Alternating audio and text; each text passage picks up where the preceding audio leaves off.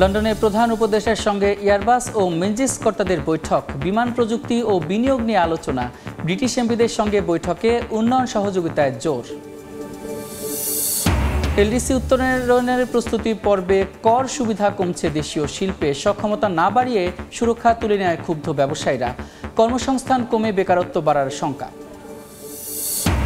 বাংলাদেশের জন্য প্রবৃদ্ধির পূর্বাভাস অপরিবর্তিত রাখল বিশ্ব ব্যাংক। অর্থ বছর শেষ হতে পারে 3.3%, পরের বছরগুলোতে অর্থনীতি ঘুরে দাঁড়ানোর আভাস। মধ্যরাতে উঠছে সাগরে মাছ শিকারে 58 দিনের নিষেধাজ্ঞা। উপকূলে নোঙর করা ট্রলারে ফিরছেন জেলেরা, পুরোদমে চলছে মাছ ধরার প্রস্তুতি, বৈরী আবহাওয়ার শঙ্কা। এবং চীন যুক্তরাষ্ট্র বাণিজ্য যুদ্ধ নিরসনে শেষ হলো বৈঠক। মৌলিক চুক্তির বিষয়ে একমত দুই দেশ, বাস্তবায়ন হলে খনিজ পণ্যের রফতানির পথ সুগম হবে আশা ওয়াশিংটনের।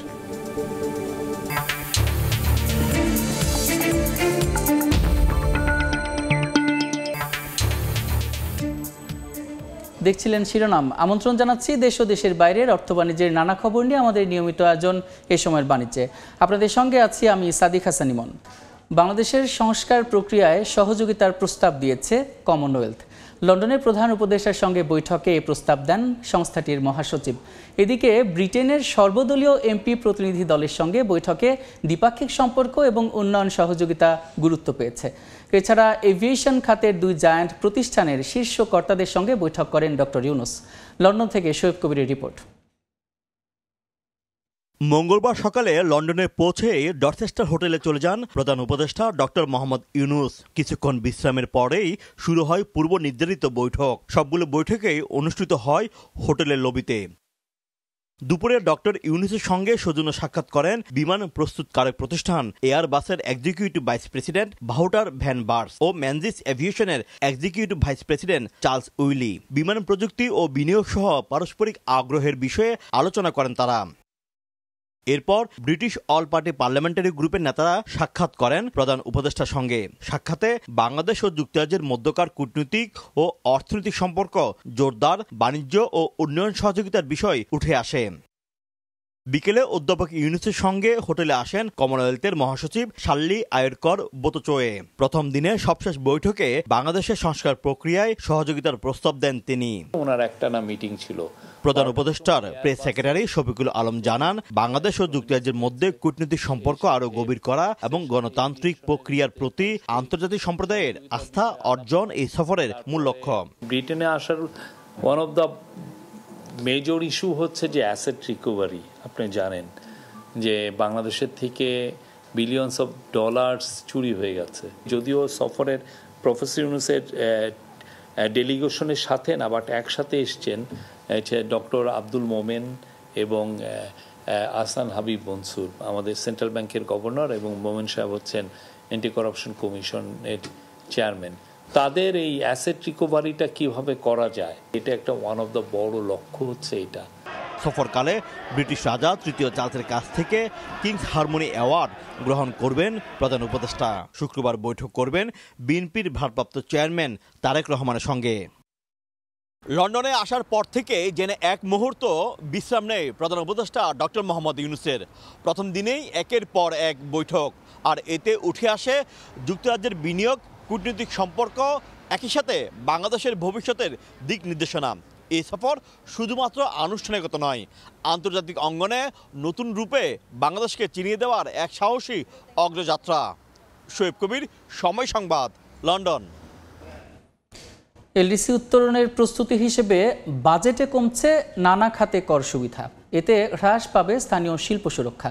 সক্ষমতা না বাড়িয়েই বাজেটে এমন প্রস্তাবের সমালোচনা ব্যবসায়ী বিশেষজ্ঞদের। তাদের শঙ্কা, এই পদক্ষেপ শিল্পগুলোকে দুর্বল করে তুলবে, কমে যাবে কর্মসংস্থান, বাড়বে বেকার জনগোষ্ঠী। সক্ষমতা বাড়াতে কর আহরণে সুশাসন বৃদ্ধির তাগিদ। ফরহাদুর রহমানের রিপোর্ট। এলডিসি থেকে উত্তরণের পর বিশ্ব বাণিজ্যে বিভিন্ন সুযোগ হারাবে বাংলাদেশ। পাশাপাশি নিজস্ব শিল্প সুরক্ষায় যে আগ্রাসী শুল্ক আরোপ করা আছে তা ধীরে ধীরে শূন্যে নামিয়ে আনতে হবে। এর অংশ হিসেবে প্রস্তাবিত বাজেটে 5% পণ্যে আমদানি শুল্ক কমানোর ঘোষণা এসেছে। এছাড়াও বিভিন্ন খাতে করা হয়েছে শুল্ক যৌক্তিকীকরণের প্রস্তাব। বাজেটে এমন উদ্যোগের বিপরীতে উদ্বিগ্ন স্থানীয় উৎপাদকরা। তাদের দাবি, শুল্ক সুবিধা তুলে দিলে বিদেশি পণ্যের সঙ্গে প্রতিযোগিতায় চাপে পড়তে পারে দেশীয় শিল্প খাত। মেশিন তৈরি করব, ওটা যদি আমার 30 থেকে 40% ভ্যাট ট্যাক্স দিতে লাগে, তা আমি তো অন্য দেশের সাথে কম্পিটিশন করে পারবো না। অথচ সেম মেশিন আপনি যদি বাইরের থেকে নিয়ে আসেন 2% ট্যাক্স দিয়ে আপনি আনতেছেন, আর এই মেশিন যদি আমি তৈরি করি আমাদের 30% ট্যাক্স দিতে লাগতেছে, তা আমার তো কস্টিং আসবে না। চায়নাতে যিনি যে একটা জিনিস যখন প্রডিউস করছেন তার যদি র ম্যাটেরিয়ালের উপরে যদি ট্যাক্স না থাকে, তার ইনপুটের উপরে যদি ট্যাক্স না থাকে, তাহলে আপনার তার উৎপাদন খরচ আমার থেকে কম হবেই। কিন্তু আমার যদি উৎপাদন খরচ যদি আমার উপকরণের উপরে বেড়ে যায়, তাহলে কিন্তু আসলে আমাদের খরচ কমানোর কোনো সম্ভাবনা থাকছে না। আর এই পার্সপেক্টিভে আমি মনে করি যে স্থানীয় শিল্পের যে উপরে যেই প্রোটেকশনটা দেওয়া হয় সেটা সরিয়ে নেওয়াটা কোনোভাবেই উচিত হবে না। বিশেষজ্ঞরা বলছেন, দেশে উৎপাদিত হয় এমন বিদেশি পণ্যের শুল্ক কমানোর প্রস্তাবে এই সংশ্লিষ্ট শিল্প প্রবৃদ্ধি ও কর্মসংস্থানে নেতিবাচক প্রভাব পড়ার শঙ্কা রয়েছে। কর অবকাশ সুবিধা না বাড়ানো ও শুল্ক হ্রাসে স্থানীয় শিল্পের সুরক্ষা কমছে বলে মনে করছেন তারা। আমার মূল লক্ষ্য থাকবে বা উচিত হচ্ছে আমার দেশি শিল্পকে সুরক্ষা দেওয়া। কারণ আমার দেশি বিনিয়োগ যদি না হয়, দেশে যদি উৎপাদন না হয়, দেশের মানুষ যদি কর্মসৃজন না হয়, বেসরকারি খাত যদি বসে যায়, হয়ে যায়, তাহলে আমি ওই অন্য কোনো কিছু আর পাবো না। আগের সরকারের ধারাবাহিকতায় এলডিসি উত্তরণে নেয়া পদক্ষেপগুলো বিশ্ব বাণিজ্যে প্রতিযোগিতায় স্থানীয় শিল্পগুলো যথেষ্ট প্রস্তুত কিনা সেই প্রশ্ন রয়েছে সংশ্লিষ্টদের মাঝে। ফরহাদুর রহমান, সময় সংবাদ, ঢাকা। চলতি অর্থবছরে বাংলাদেশের অর্থনৈতিক প্রবৃদ্ধির পূর্বাভাস 3.3% অপরিবর্তিত রেখেছে বিশ্বব্যাংক। গত এপ্রিলে একই পূর্বাভাস দিয়েছিল আন্তর্জাতিক এই দাতা সংস্থাটি। মঙ্গলবার প্রকাশিত গ্লোবাল ইকোনমিক প্রসপেক্টের প্রতিবেদনে নতুন এই পূর্বাভাস দেওয়া হয়। তবে বাংলাদেশ পরিসংখ্যান ব্যুরো সম্প্রতি তার সময় হিসেবে চলতি অর্থ বছরের জন্য 3.97% প্রবৃদ্ধির পূর্বাভাস দিয়েছে। এদিকে 2025 সালের বৈশ্বিক প্রবৃদ্ধির পূর্বাভাস কিছুটা কমিয়েছে বিশ্বব্যাংক। সংস্থাটির মতে এবছর বিশ্ব অর্থনৈতিক প্রবৃদ্ধি কমে হবে 2.3%।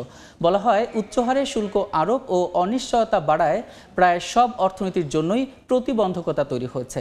এতে বিশ্বের প্রায় 70% দেশের অর্থনৈতিক প্রবৃদ্ধি কমতে পারে, যার মধ্যে থাকবে যুক্তরাষ্ট্র, চীন, ইউরোপ এবং উদীয়মান অর্থনীতির 6টি অঞ্চল। ঈদের ছুটিতে বগুড়ার ঐতিহাসিক মহাস্থানগড়ে প্রত্নতত্ত্ব নিদর্শন দেখতে ভিড় করছেন দর্শনার্থীরা। বিস্তারিত জানাতে সেখানকার জাদুঘর এলাকায় আছেন সহকর্মী আব্দুল আওয়াল। সরাসরি যাচ্ছি তার কাছে। আওয়াল, ঈদের ছুটিতে বগুড়ার ঐতিহাসিক যে মহাস্থানগড় রয়েছে, সেই ঐতিহাসিক মহাস্থানগড়ের যে প্রত্নতত্ত্ব জায়গাগুলো রয়েছে, সেগুলোতে কিন্তু সাধারণ মানুষের, দর্শনার্থীদের উপচে পড়া ভিড় আমরা দেখেছি। বিশেষ করে আজকে রোদের তাপ উপেক্ষা করে কিন্তু সাধারণ মানুষরা যেই মহাস্থানগড়ের যে প্রত্নতাত্ত্বিক জায়গাগুলো রয়েছে, মহাস্থানগড় জাদুঘর, জাহাজঘাটা, বেহুলা লক্ষিন্দরের বাসরঘর সহ রাজা পরশুরামের ভিটা এবং অন্যান্য যে জায়গাগুলো রয়েছে, সেগুলোতে কিন্তু সাধারণ মানুষরা ভিড় করছেন। এবং শুধু বগুড়া জেলা বা বগুড়ার আর অন্যান্য উপজেলা নয়, আশপাশের জেলাগুলো থেকে, দূর দূরান্ত জেলা থেকেও কিন্তু সাধারণ মানুষরা আজকে এই বগুড়ার যে মহাস্থানগড়ের প্রত্নতাত্ত্বিক জায়গাগুলো রয়েছে সেগুলোতে কিন্তু আসছেন এবং তারা ভিড় করছেন এবং বন্ধু বান্ধব সহ পরিবার পরিজন নিয়ে কিন্তু আসলে সাধারণ মানুষরা আজকের যে মহাস্থানগড়ের প্রত্নতাত্ত্বিক জায়গাগুলো রয়েছে সেগুলো দর্শনের জন্য এসেছেন। এবং আমরা জেনেছি যে জেলা পুলিশের পক্ষ থেকে মহাস্থানগড়ে যে প্রত্নতাত্ত্বিক নিদর্শনের যে জায়গাগুলো রয়েছে সেগুলো নিরাপত্তার জন্য ব্যবস্থা নেওয়ার পাশাপাশি কিন্তু টুরিস্ট পুলিশের পক্ষ থেকেও তাদের যে নিরাপত্তা বলয় বা ব্যবস্থা সেটা কিন্তু হাতে নেওয়া হয়েছে। এবং এর পাশাপাশি ঈদের দিন থেকে এখন পর্যন্ত বগুড়ার মহাস্থানগড়ে যে প্রত্নতাত্ত্বিক স্থানগুলো রয়েছে, যেগুলোতে আসলে সাধারণ দর্শনার্থীদের টিকিট কেটে প্রবেশ করতে হয়, এরকম অন্তত যে স্থানগুলো রয়েছে এগুলোতে 5,000-এরও বেশি দর্শনার্থী, 30,000-এরও বেশি দর্শনার্থী এই টিকিট কেটে প্রবেশ করেছেন। এবং এতে কিন্তু আসলে প্রত্নতত্ত্ব বিভাগের 5 লাখ টাকার উপরে আয় হয়েছে। এবং প্রত্নতত্ত্ব বিভাগ যেমনটি আশা করছেন, যেহেতু এবারে ঈদের বাড়তি ছুটি রয়েছে, এখনো সময় রয়েছে হাতে, শুক্রবার আছে এবং যত দিন বাড়বে এবং এই সময়গুলোতে কিন্তু সাধারণ মানুষরা কিন্তু ঈদের ছুটিতে পরিবার পরিজন নিয়ে এই যে ঐতিহাসিক মহাস্থানগুলো রয়েছে, এই মহাস্থানগড়ের যে প্রত্নতাত্ত্বিক যে জায়গাগুলো রয়েছে সেগুলোতে কিন্তু আসবেন, ভিড় করবেন এবং তারা কিন্তু এই জায়গাগুলো ঘুরে ঘুরে দেখবেন। এবং আমরা দেখেছি যে রোদের যে তীব্রতা রয়েছে সেই রোদের তীব্রতা উপেক্ষা করে কিন্তু আসলে সাধারণ মানুষরা যে ঈদের ছুটিতে তারা কিন্তু পরিবার পরিজন নিয়ে আসেন। বিশেষ করে বগুড়ার প্রত্নতাত্ত্বিক যে জাদুঘরটি রয়েছে, এই জাদুঘরে কিন্তু হাজার বছরের যে এই ঐতিহাসিক নিদর্শন রয়েছে, বিশেষ করে প্রাচীন বাংলার যেই ঐতিহাসিক স্থাপনা বা নিদর্শনগুলো রয়েছিল রাজা পরশুরাম সহ ও শাহ সুলতান এর সময়ের সেই নিদর্শনগুলো কিন্তু এই মহাস্থানগড়ের প্রত্নতাত্ত্বিক জাদুঘরে রয়েছে এবং সেই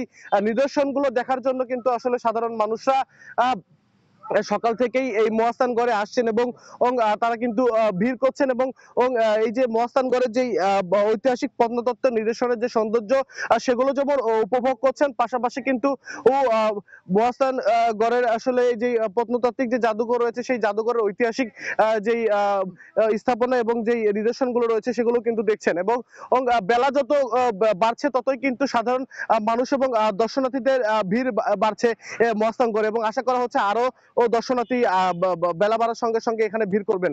তো বগুড়া মহাস্থানগড়ে ঈদের ছুটিতে সাধারণ মানুষের আসা যাওয়া নিয়ে এই ছিল আমার কাছে এখন পর্যন্ত সর্বশেষ। বগুড়ার ঐতিহাসিক মহাস্থানগড়ে ভিড় করছেন দর্শনার্থীরা, সেখানকার খবর জানিয়েছিলেন সহকর্মী আব্দুল আওয়াল। সাগরে মাছ শিকারে 58 দিনের নিষেধাজ্ঞা উঠছে মধ্যরাতে। এরই মধ্যে কক্সবাজার উপকূলে নোঙর করা ট্রলারে ফিরছে অনেক জেলে। তবে সরকারি নিষেধাজ্ঞা শেষ হলেও এখনও প্রাকৃতিক নিষেধাজ্ঞার মুখে পড়েছেন জেলেরা। তাই সাগরে অনেক ট্রলারই যাচ্ছে না বলে জানিয়েছে জেলা ফিশিং বোট মালিক সমিতি। মোহাম্মদ ফরাজের ক্যামেরায় বিস্তারিত জানাচ্ছেন সুজাউদ্দিন রুবেল। সাগরে মাছ শিকারে সরকারি 58 দিনের নিষেধাজ্ঞা শেষ হচ্ছে বুধবার মধ্যরাতে। এর আগেই কক্সবাজার উপকূলে ফিরতে শুরু করেছেন শত শত জেলে। উপকূলে নোঙর করা ট্রলারে পার করছেন ব্যস্ত সময়। জাল, আপনার এই বরফ, এই তেল, পানি, বাজার সানি এগুলো নিয়ে আমরা সাগরে যাবো আর কি। সাগরে যেতে পারলে আমরা খুশি। বন্ধ যখন করছে এখন ইনকাম শুরু হচ্ছে, আমাদের খুব আনন্দ লাগছে। এদিকে সরকারি নিষেধাজ্ঞা কাটিয়ে এখন প্রাকৃতিক নিষেধাজ্ঞার মুখে পড়ছেন জেলেরা। কারণ নিষেধাজ্ঞা শেষের পরেই শুরু আষাঢ় মাস, তখন সাগর বৈরী থাকায় জেলেদের মাছ শিকারে পাঠানো নিয়ে দুশ্চিন্তায় রয়েছেন ট্রলার মালিকরা।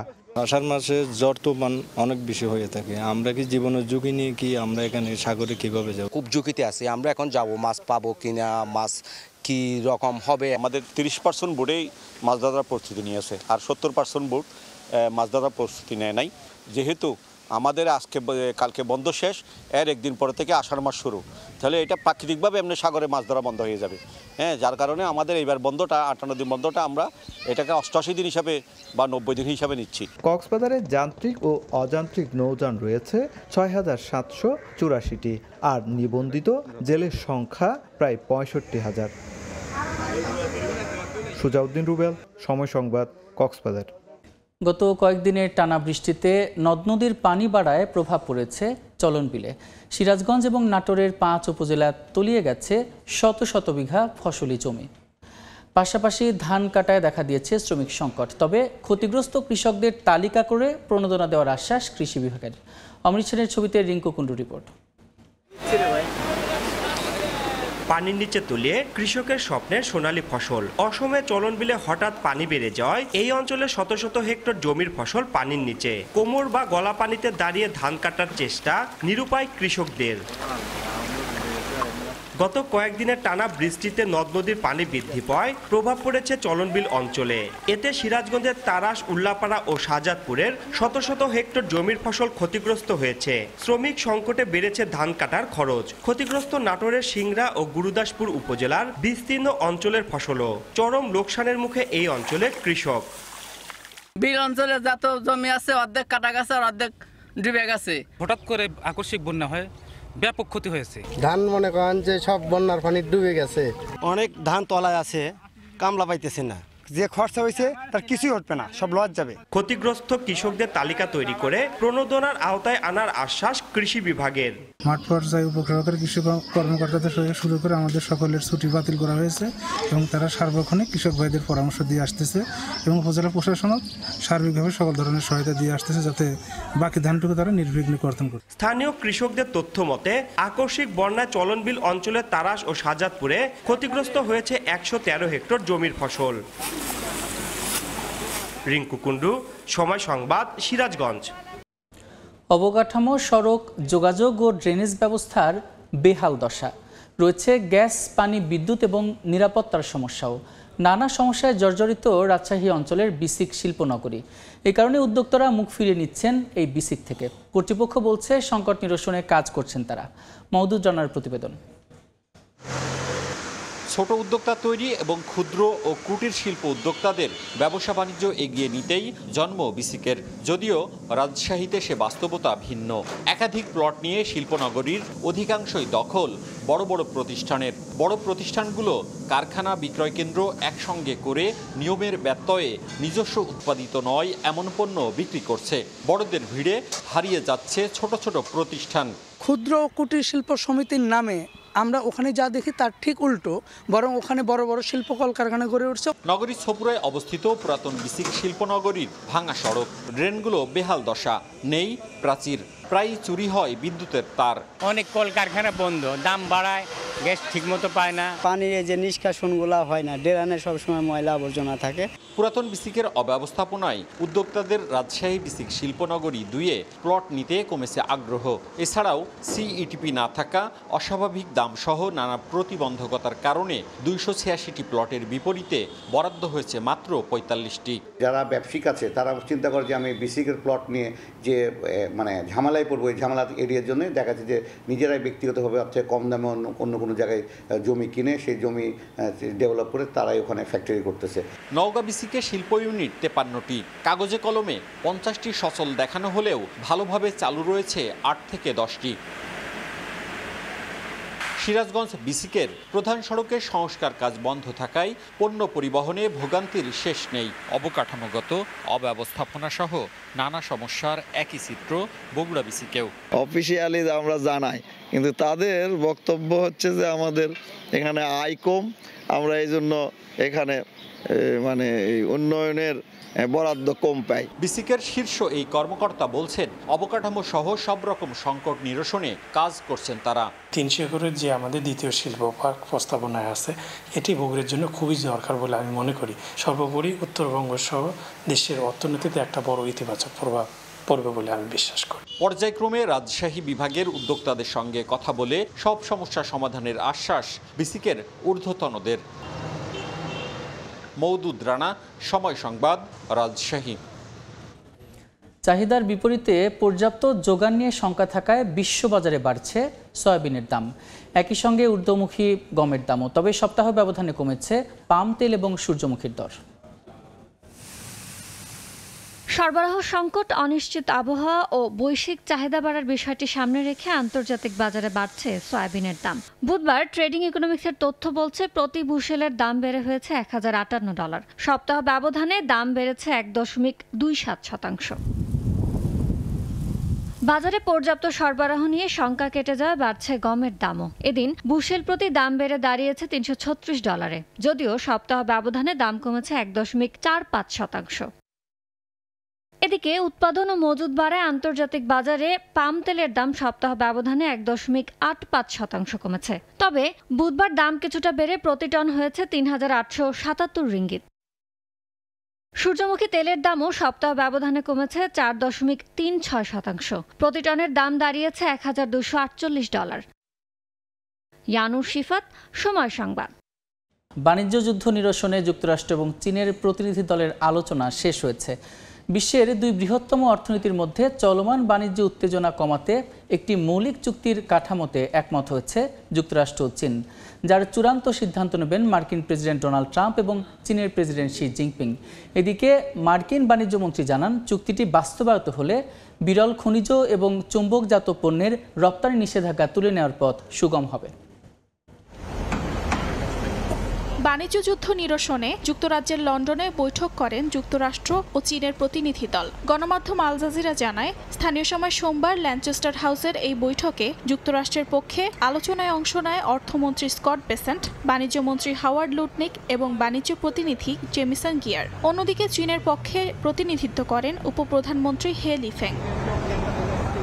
বিশ্বের এই বৃহত্তম অর্থনীতির মধ্যে চলমান বাণিজ্য উত্তেজনা কমাতে একটি মৌলিক চুক্তির কাঠামোতে একমত হয়েছে যুক্তরাষ্ট্র ও চীন। লন্ডনে 2 দিনের আলোচনার পর এই ঘোষণা দেন উভয় দেশের শীর্ষ কর্মকর্তারা। এই কাঠামো অনুমোদনের জন্য দেশ দুটি প্রেসিডেন্ট ডোনাল্ড ট্রাম্প ও শি জিনপিং এর কাছে উপস্থাপন করা হবে।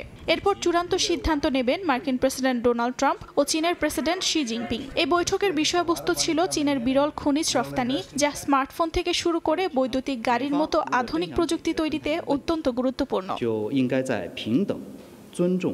এদিকে বুধবার মার্কিন বাণিজ্য মন্ত্রী হাওয়ার্ড লুটনিক জানান, চীনের সঙ্গে লন্ডনে যেসব বাণিজ্যিক কাঠামো ও বাস্তবায়ন পরিকল্পনা সমঝোতা হয়েছে তা থেকে বিরল খনিজ ও চৌম্বকজাত পণ্যে নিষেধাজ্ঞা উঠে যাওয়ার পথ তৈরি হবে। আরও বলেন, এই কাঠামো প্রেসিডেন্ট ডোনাল্ড ট্রাম্পের কাছে অনুমোদনের জন্য উপস্থাপন করা হবে। অন্যদিকে আলাদা ব্রিফিংয়ে চীনের বাণিজ্য উপমন্ত্রী লি চেংগাও জানান, একটি বাণিজ্য কাঠামোতে সমঝোতা হয়েছে, যা এখন উভয় দেশের নেতাদের কাছে উপস্থাপন করা হবে। অর্চিতা শেহজিন, সময় সংবাদ। এ পর্যায়ে শীর্ষ সংবাদগুলো জানিয়ে দিচ্ছে আরেকবার। লন্ডনে প্রধান উপদেষ্টার সঙ্গে এয়ারবাস ও মেনজিস কর্তাদের বৈঠক, বিমান প্রযুক্তি ও বিনিয়োগ নিয়ে আলোচনা, ব্রিটিশ এমপিদের সঙ্গে বৈঠকে উন্নয়ন সহযোগিতায় জোর। এলডিসি উত্তরণের প্রস্তুতি পর্বে কর সুবিধা কমছে দেশীয় শিল্পে, সক্ষমতা না বাড়িয়ে সুরক্ষা তুলে নেয় ক্ষুব্ধ ব্যবসায়ীরা, কর্মসংস্থান কমে বেকারত্ব বাড়ার শঙ্কা। এবং বাংলাদেশের জন্য প্রবৃদ্ধির পূর্বাভাস অপরিবর্তিত রাখল বিশ্ব ব্যাংক, অর্থ বছর শেষে হতে পারে 3.3%, পরের বছরগুলোতে অর্থনীতি ঘুরে দাঁড়ানোর আভাস।